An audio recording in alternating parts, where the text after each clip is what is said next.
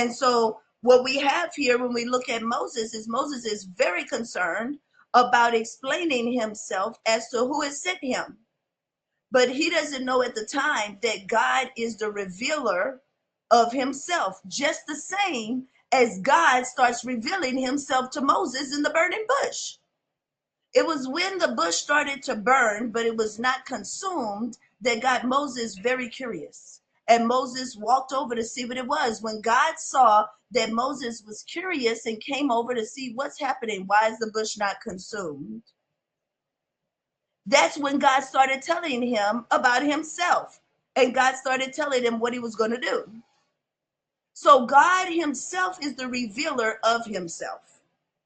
But Moses doesn't really grasp this at the time because he's completely concerned about how to explain who God is.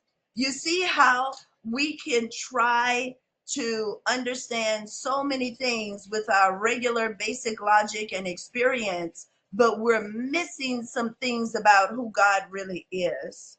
And we're not able to fully grasp what he's saying because we can be so involved in our emotions, so involved in our mistakes, so involved in the past and what has been spoken over us that is not true, that we can't even recognize something as simple as this.